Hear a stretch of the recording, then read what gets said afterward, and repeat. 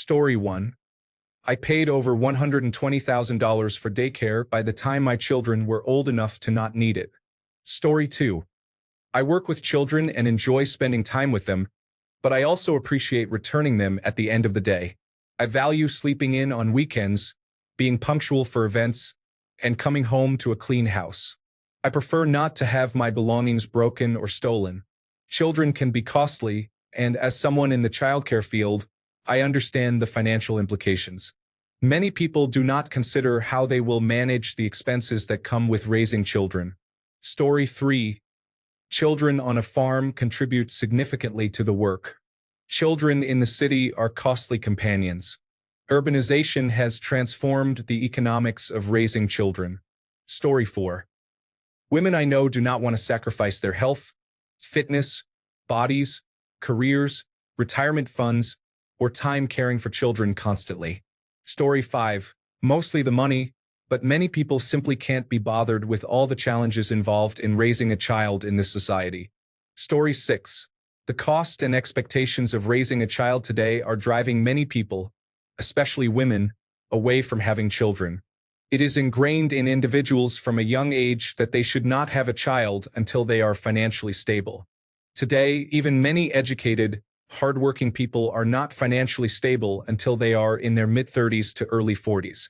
By that time, the chances of getting pregnant without interventions are diminishing. Additionally, many women observe their peers becoming mothers and losing a great deal of themselves, often feeling resentment toward their partners, and decide against having children. While I have kids, I know many peers my age who do not want children for this reason. They see how mothers are expected to make significant sacrifices and give everything to their children, while fathers tend to maintain a more normal life with fewer sacrifices. I want to highlight how different child-rearing practices are today compared to 30 years ago, disregarding the financial aspect. 30 years ago, mothers were expected to love their children and keep them safe, and that was about it. Their lives did not revolve around their children, especially after early childhood, in the same way they do today. Numerous studies show that stay-at-home mothers in the 1980s spent less time with their children than full-time working mothers do today. Do we suddenly have more hours in the day now? No, we do not. This means that parents, especially mothers, often feel completely burned out and at the end of their rope. Women observe this situation and conclude that motherhood is not for them. Story 7. I think more people these days are aware of what negatively impacts children. Previous generations had children regardless of circumstances because having kids was a social expectation. More people are living paycheck to paycheck than ever. Having a child that you cannot support or have to struggle to support is not a suitable environment to raise a new life.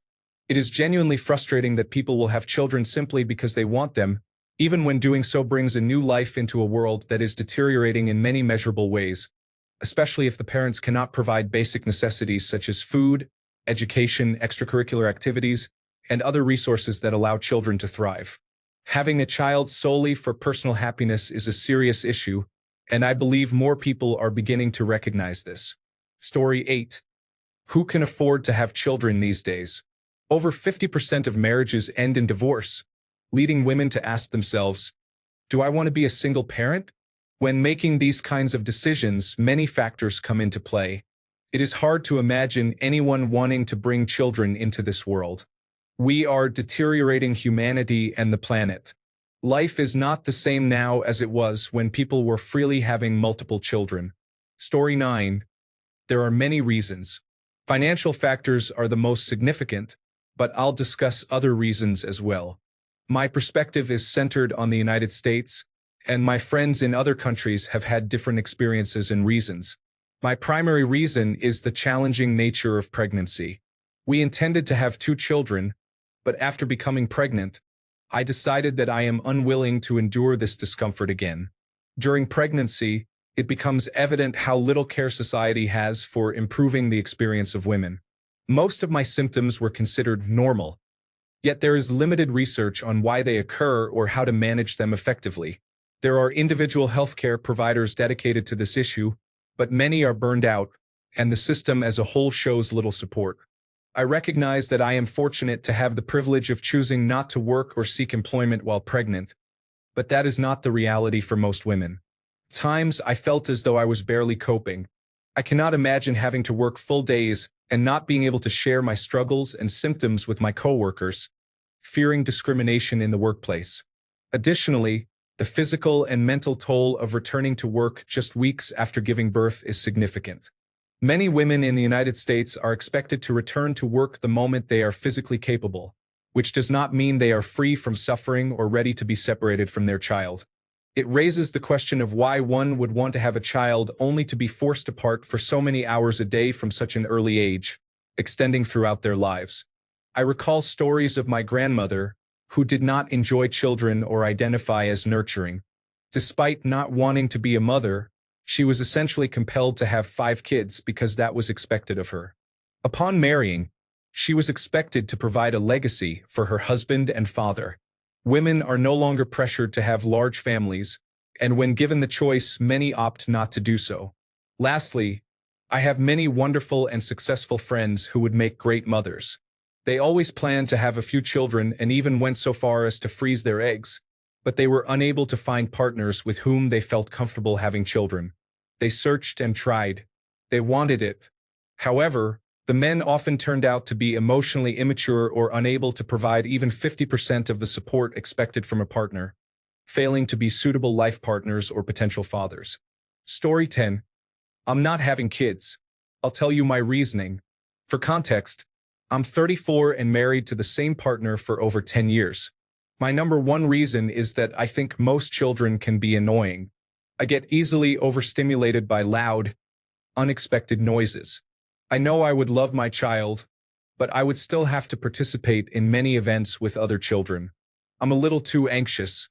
If something were wrong with my child, if they were sick or if they were bullied, it would overwhelm me. The final layer is the world we live in. When I was a child, we could walk places and play outside. Now, kids have smartphones and tablets.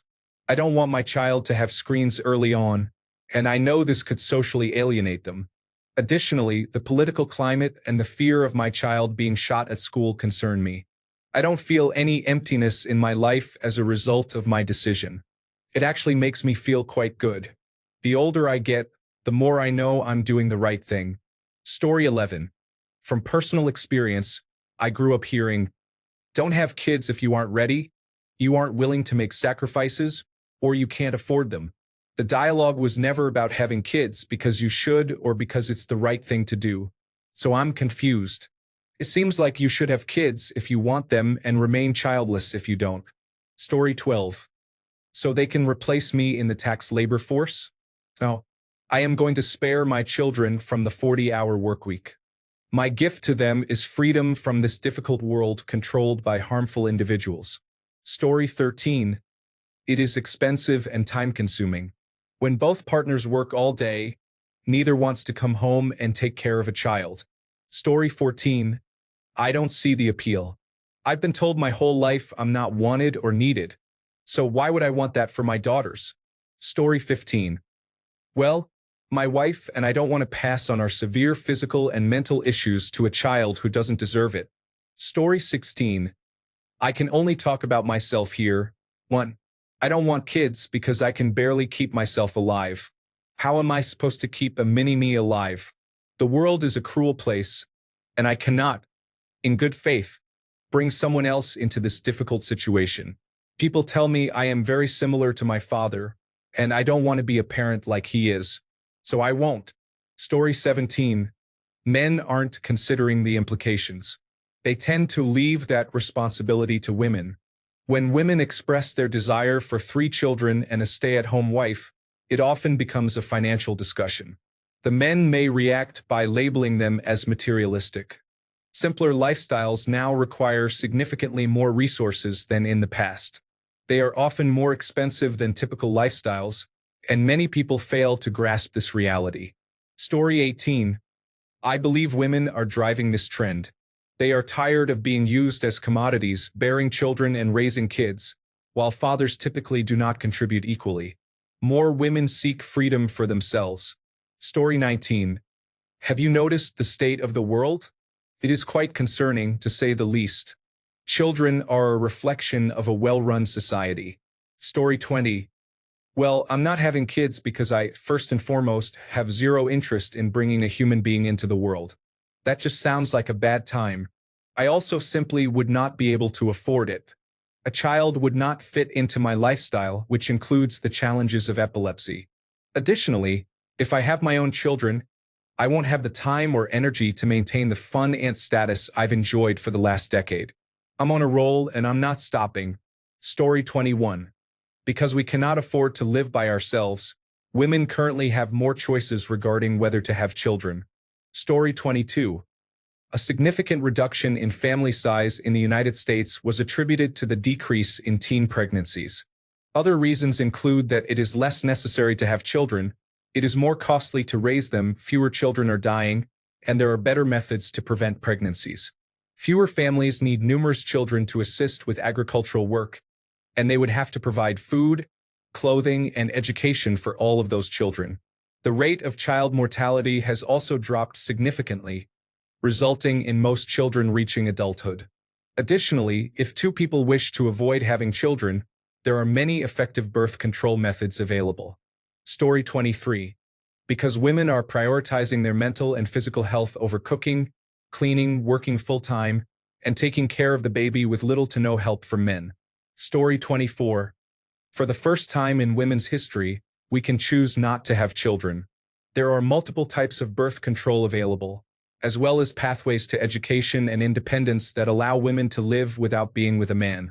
Story 25. As I haven't seen anyone else say it, the cost of living and quality of life are certainly important. But personally, as a woman, it goes deeper than that. Have you noticed the behavior and thoughts of men when they believe no one is paying attention? Giselle Pellicott was a sharp reminder that men can be unsafe to be around at any age. It's not all men. Of course, it is not. There are good men in the world, and I am related to a few of them, but it is also not worth the risk to find out if the one you choose is among them. That means not committing to him for over 18 years just because you had a child together. I have seen too many women burdened with the financial, emotional, and physical consequences of having a child with the wrong man, and it feels too similar to gambling. Therefore, I would rather avoid the risks. Story 26. I prefer not to. I enjoy the freedom of not having to deal with children, and I do not feel any parental instincts. It would be highly irresponsible to bring a child into that environment. Story 27. There are many reasons. Education is the main one.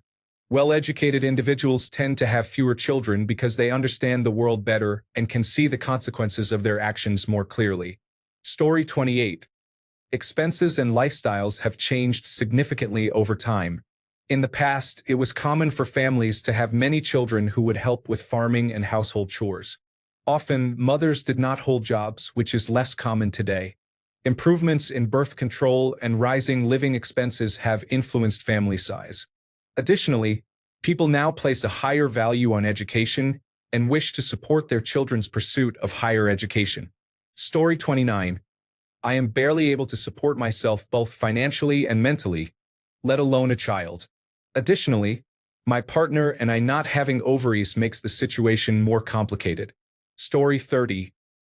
No one can afford it, and women are no longer tolerating the disrespect we have endured for centuries. Our mothers and grandmothers warned us that if we wanted happy lives, we should not follow their path, as they regret their choices. Because they wanted more for us, we are honoring them by heeding their warnings. Unless a man contributes to our happiness, he is out. We do not need jailers. We do not need second-shift bosses. We certainly do not engage with men who expect us to serve them for their questionable behavior. Story 31. You need two people to make a child, and I think women are fed up with men who do less than the bare minimum. The younger generation also seems to consider more carefully who they choose to have a child with and whether they can provide everything a child needs. Older generations did not have that luxury. Story 32. I can tell you why, as a young woman who won't be having kids. The United States does not provide adequate support for families. Maybe I would consider having a child if it didn't cost $40,000 to give birth, if healthcare weren't so expensive, if daycare were cheaper, if I didn't have to sacrifice my career to be a mother, and if schools were safer so I wouldn't be scared to send my children to school. Overall, the United States has recently pushed the narrative that we need women to have more children. But why would I, when the country won't even support my potential child? It feels like a demand to have a child just to ensure a future workforce, and I'm not giving in. Story 33. 2 reasons. 1. Technology, primarily hormonal birth control. Women have always enjoyed sex and have always found a way to have it. However, it wasn't until the introduction of the pill that it no longer inevitably resulted in pregnancies. Now that they can have all the sex they want without the risk of pregnancy, they are opting out of that aspect. Urban living. Historically, a baby was seen as free labor on the farm. Having many children contributed to prosperity, and space to accommodate them was relatively cheap compared to the benefits they provided.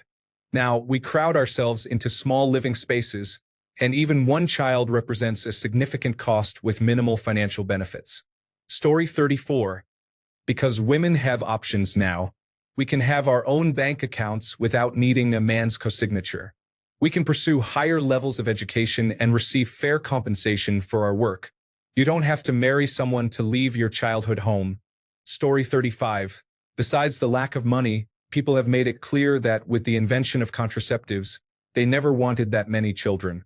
Many women in the past would have happily used an intrauterine device or taken birth control pills rather than have 12 children.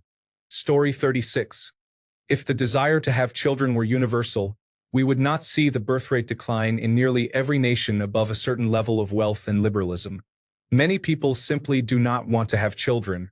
I believe this has always been the case, but there have been economic, societal, religious, and practical barriers to remaining childless. Whenever those barriers diminish, approximately half the population chooses not to have children.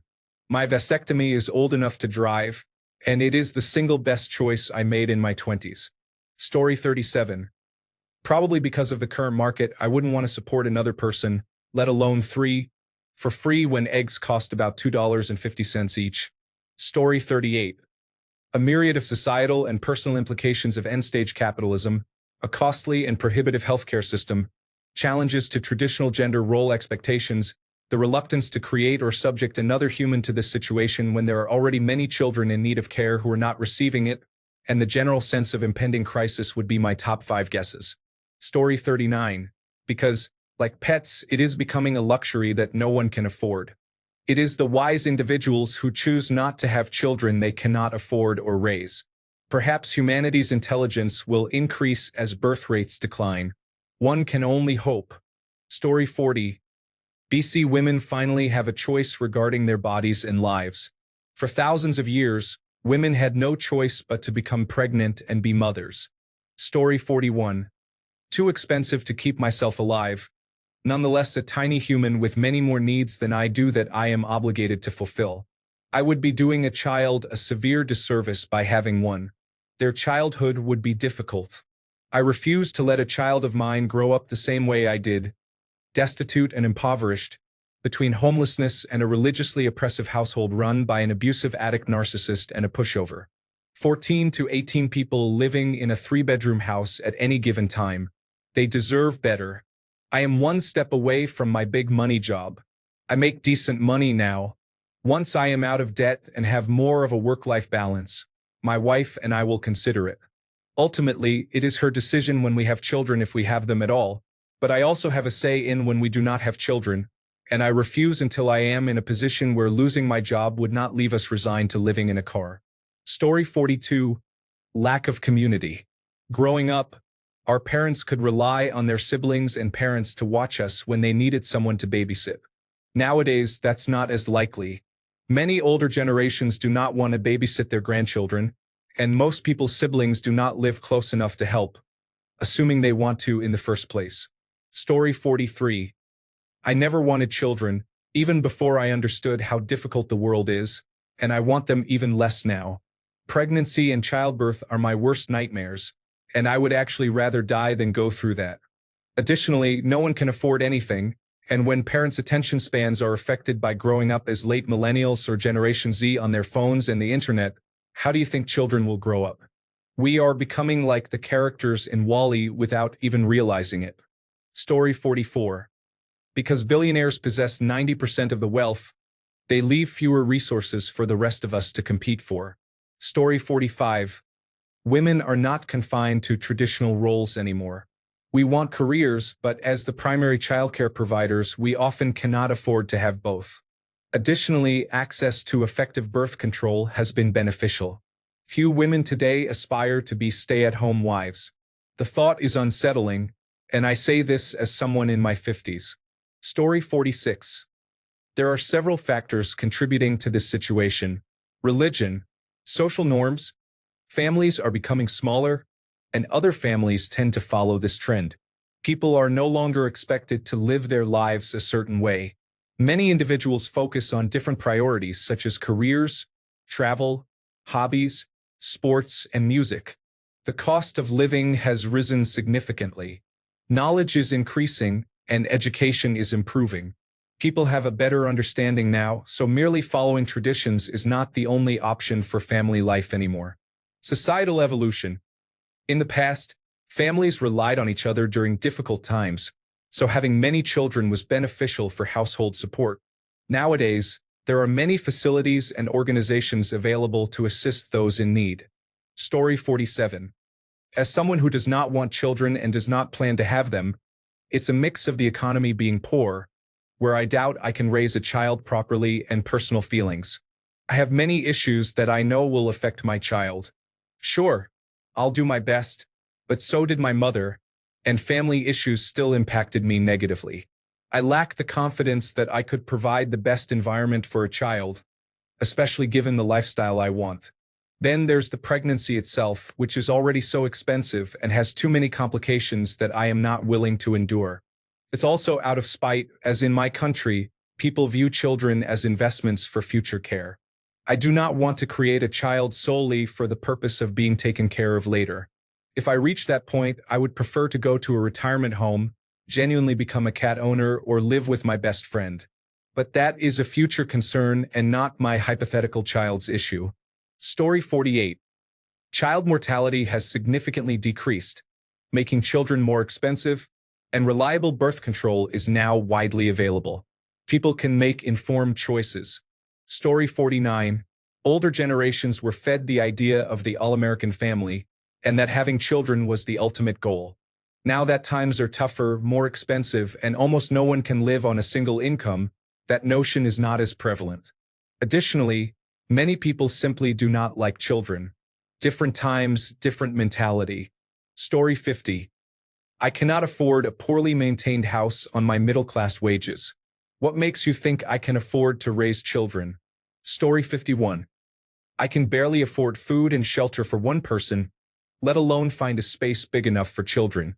It is difficult to find the time to raise a child when I have to work multiple jobs to make ends meet. Story 52. The cost of living is too high. The average child costs about $250,000 over their lifetime, including food, living expenses, schooling, and healthcare. Story 53. There are many factors at play, and it depends on the individual. Costs are a significant concern for some people. Young adults are less inclined to follow the social expectations of previous generations. The world can be quite intimidating. People now have greater access to mental health services and are more aware of what is suitable for them and how much they can manage. Fertility issues are also increasing. Story 54. I think we have moved beyond the traditional concept of a wife finding fulfillment solely in reproducing. I have goals and plans for my future.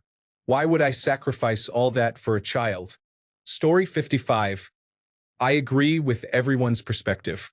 Here's mine. I am 32 years old and would like to have children. However, finding a partner who is committed to raising kids is difficult. Many men express a desire for children but do not want to actively participate in their upbringing or lives. I would prefer to remain single and not have children rather than have kids with someone I also need to care for. Story 56. According to a podcast I was listening to, the number of children per couple has not changed significantly since birth control became widespread. However, fewer people are entering into stable long-term relationships where they might intentionally make that choice. Story 57. I have children, but I am also raising someone else's child. Additionally, I assist family members who struggle to care for their own children properly. There are many kids in this world who need a better life. Story 58. Our social safety nets have crumbled. Setting aside financial concerns, being a mother is particularly isolating and stressful. You are criticized no matter what choice you make. Grandparents rarely help. Other mothers often appear competitive instead of fostering a sense of community. And mothers are penalized for taking time off to care for a newborn or toddler. Story 59. For me, life without children is already expensive and difficult to manage. Adding a couple of chronic illnesses that I have to fight to get treatment for, due to the issues in the United States healthcare system, leads to a significant nightmare I couldn't handle. I love children and enjoy being an aunt. When I was younger, I wanted to be a mother, but I know I wouldn't be able to provide my children with a good life. Story 60. People are less selfish now and recognize that it is not fair to have a child they cannot provide for financially. Children do not only need love, they also need food on the table and clothes on their backs.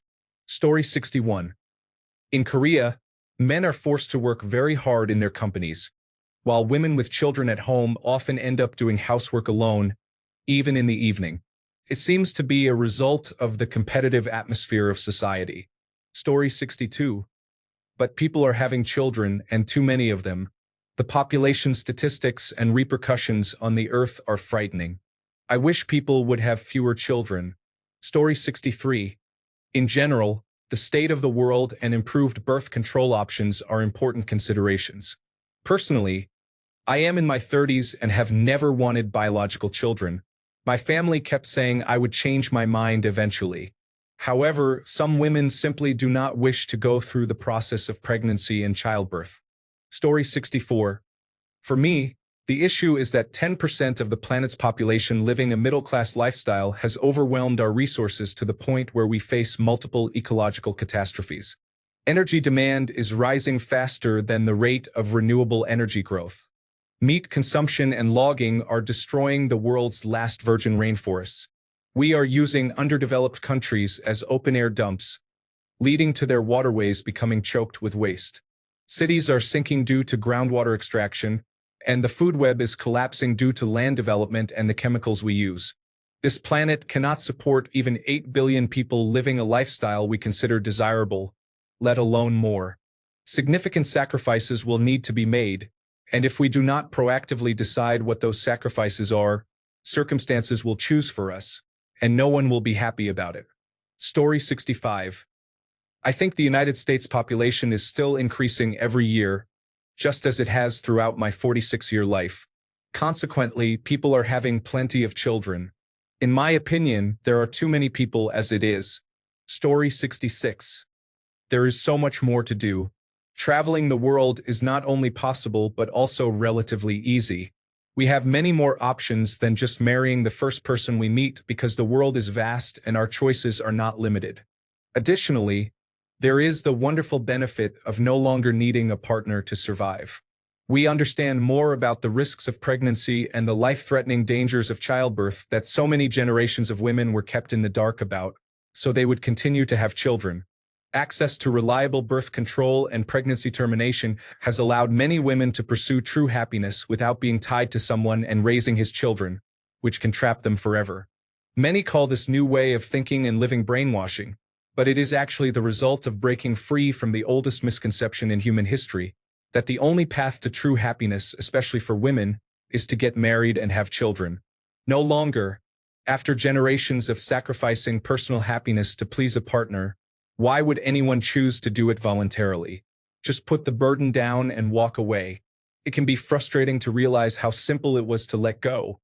But once you are free, the euphoria is incredible. Story 67. Having a child is expensive, as is living on your own to prepare mentally for parenthood. Story 68. It is challenging in the current economy, and people have realized they have a sense of freedom and free will. Women, in particular, are living in a time where their worth is no longer defined by motherhood. They are beginning to understand that their identity is not solely connected to being a parent. Additionally, many are recognizing that conceiving should be considered carefully, especially if there are mental health concerns that could affect the well-being of the children. Story 69, 1. Children mostly survive childhood now, so we don't need 12 to beat the odds and get 3 to adulthood. Proper and effective birth control has allowed couples to plan and adhere to their plans. All resources are becoming scarcer, such as time, money, and sufficient housing space, so people are having 1 or 2 children to maximize access to dwindling resources. Story 70. Access to information. You don't have to wait until it's too late to hear from your cousin about how hard it is or if they enjoyed the process. You can find out right now from millions of people. Story 71. There is less peer pressure. People can barely afford to pay their own bills nowadays. We are smarter and more educated and understand that a baby will not fix an unhappy relationship or an unhappy childhood. Many men are not good partners, and women are no longer willing to tolerate that. Story 72. It's expensive, and I don't want to further support a system where you have to struggle to survive. It's an oppressive system, and if I created new life, I'm just helping those at the top more than I am myself. It's a greater burden to work a regular job to raise a child as well. There is too much difficulty and not enough time to actually live life. Story 73. There are few, if any, reasons or benefits to having children compared to the many costs involved. These include the impact on a woman's body, sleep, self-care, and the resources needed to maintain health and well-being. Furthermore, relationships and personal space are often sacrificed, along with time that could be spent on oneself instead of attending to a dependent until they become independent, if that is even a possibility. Financial aspects, hobbies, careers, and personal plans that do not include the child are also significant considerations. Essentially, why would anyone sacrifice every aspect of their lives, possibly permanently, for this? Story 74.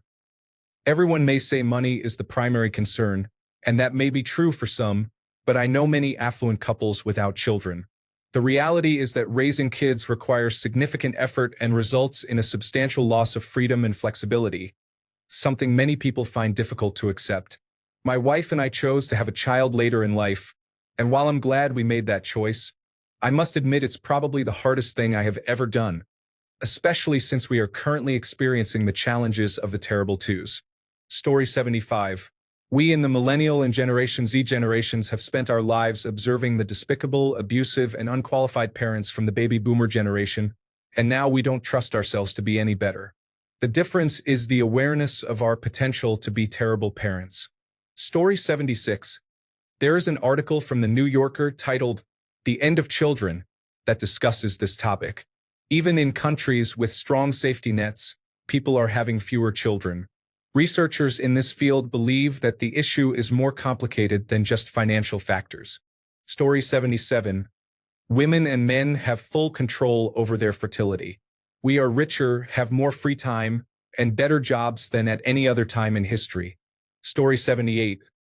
My partner and I earn enough money to live comfortably and save, but not enough to go on vacation often.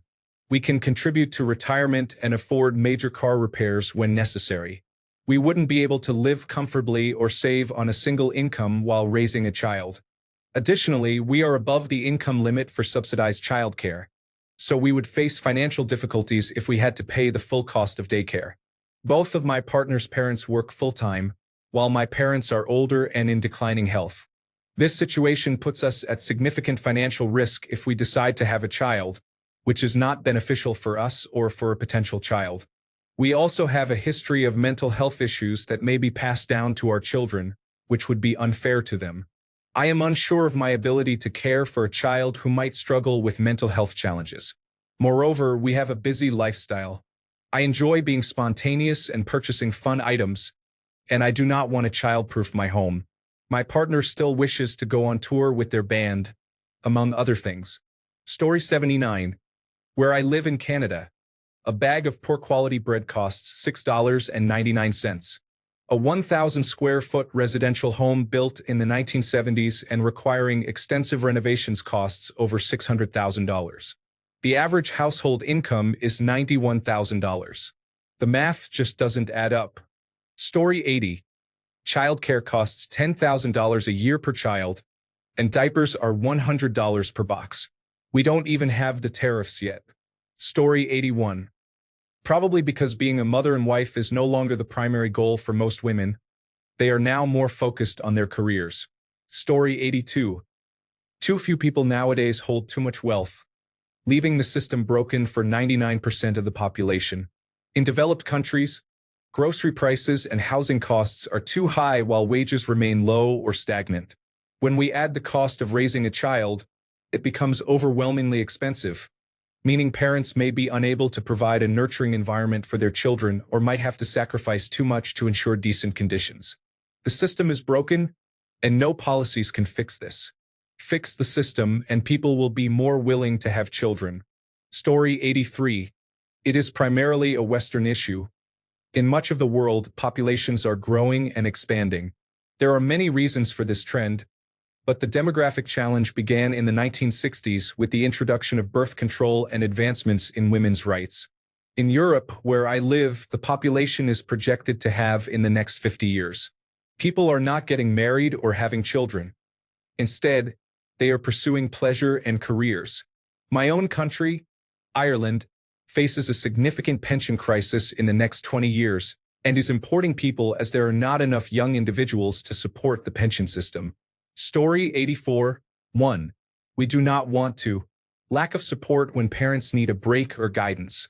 Inaccessible childcare. Fetuses are prioritized over our bodies. Healthcare costs. Unwillingness to continue generational trauma. Infertility. Rebellion against the patriarchy. We enjoy getting 8 hours of sleep. 10. Lack of maternity leave. 11. Lack of help with domestic chores. 12. Once you have children, you cannot change your mind about it. 13. It is better to not have children than to abuse or neglect them. These are just some of my reasons. I am sure there are more out there. Story 85. Everyone is talking about money, so let me say this. Women are becoming feminists at a faster and higher rate than men. In fact, among those aged 16 to 29, 46% of women think feminism has done more good for society than harm, which is 10 percentage points higher than the share of young men who feel this way, 36%. Many women feel there is a significant amount of systemic and cultural oppression. Marriage benefits men more than women. To this day, women do significantly more housework and childcare than men, even though we work the same hours as them. Story 86. I believe it is a financial issue.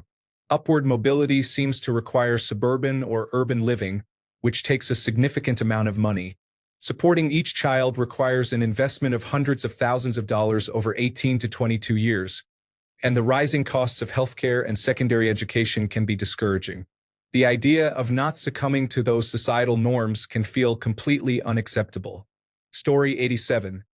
Even individuals who truly want children try to delay having them until they are in a stable financial situation because raising children is enormously expensive. Many people do not see anything positive about bringing children into a world where their child might be harmed in a mass shooting on any random day.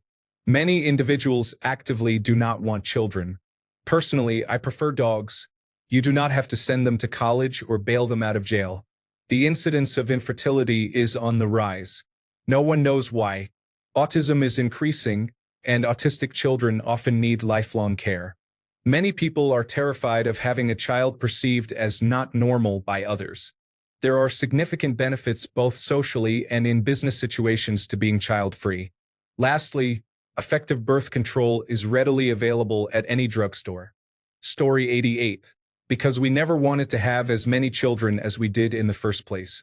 The reason people had 6 children is that women were treated as property, and their lives often became a misery. Ask your grandmothers how many children they would have if they were growing up today. My grandmother's answer was 0.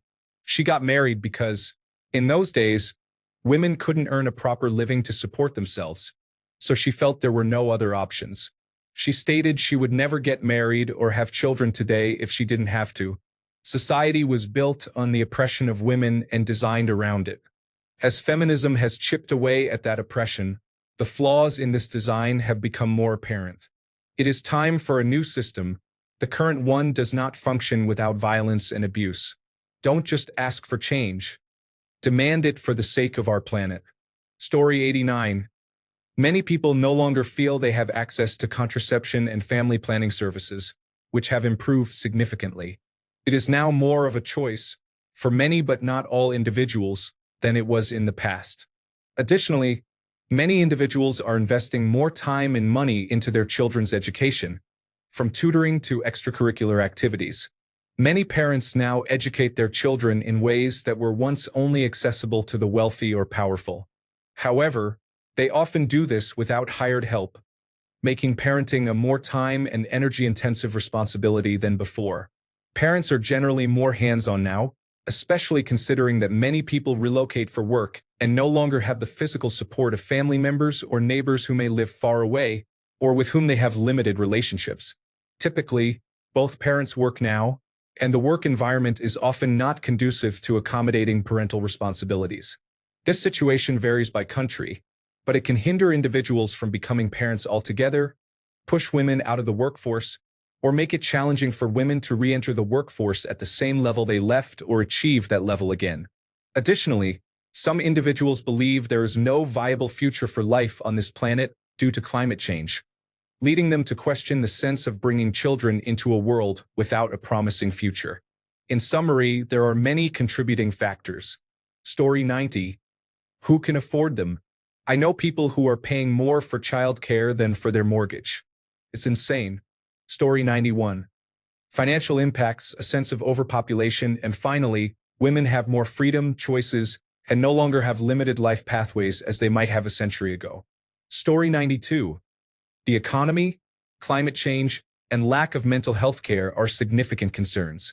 I am not bringing a child into our world while it is like this. Story 93. The cost of daycare is absolutely outrageous. It costs the same as university tuition for state universities. Rents are also very high. You need more room if you have children. If you don't have space for them, you can't have them. If you can't afford rent, you can't afford extra space, so you can't have children. It's a very challenging time to be parents. Story 94. I am almost 40 and not married yet. I personally do not want to have children without being married first. Due to my age, I am now considered a high-risk pregnancy. I am honestly on the fence about having children of my own. Between the cost, giving up the freedoms I have, and nearing retirement by the time they graduate, I question if it is worth it. Additionally, I live in the United States and am unsure if I want to bring a child into the current circumstances here. Story 95. Before you can raise a child, you need to have time, money, and space. This is something you cannot afford while living paycheck to paycheck. Story 96. I have many reasons why I don't want children. One reason is that there are countless children who already exist in the foster care system without adequate support. I would much rather support these children and their families to help create a brighter future than have my own children and potentially lack the resources to also support foster children. There is not a shortage of people on this planet, as the government suggests. It is a matter of finding the right kind of people they prefer, often defined by race and financial status. Why not invest in the existing and future children in the system? Additionally, we should support the parents already in our communities so they have the resources to thrive beyond just raising and financially supporting children. Story 97. I do not want any. I am not socially, medically, or economically pressured to have any. I have many other things I want to spend my time and money on. At 41, I doubt I will change my mind. Story 98. I am disabled but mainly self-sufficient. If we had children, my fiancé would be 95% responsible for their care. That is not fair and would create an inequality that currently exists. Story 99. Money is important for many people. However, the pressure to have children is not as significant as it once was. Previously, having children was a primary goal in life, but now, if someone chooses not to have kids, others are generally indifferent. Story 100. It's too expensive.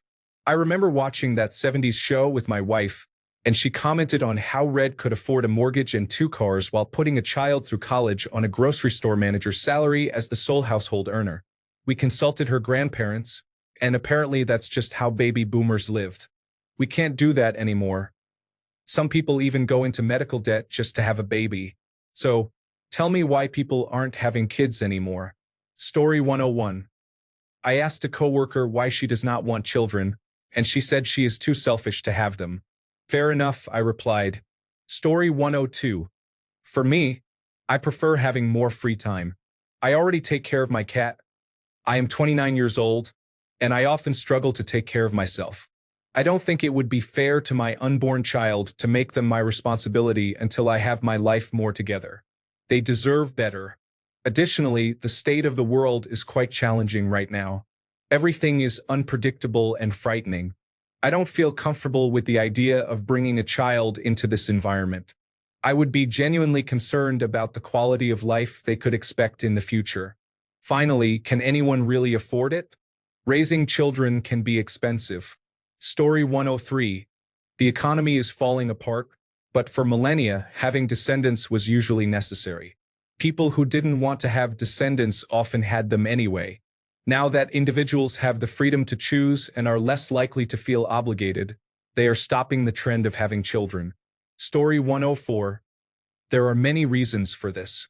Finding the right partner, having a secure home, financial security, lack of support networks, fear of childbirth and parenting, mental health issues, abusive parents, and the desire to break toxic cycles are some of the factors. Individuals may have different hopes for the future and hold different values.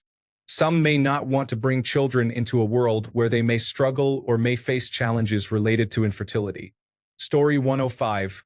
Most of my friends without children have chosen their path.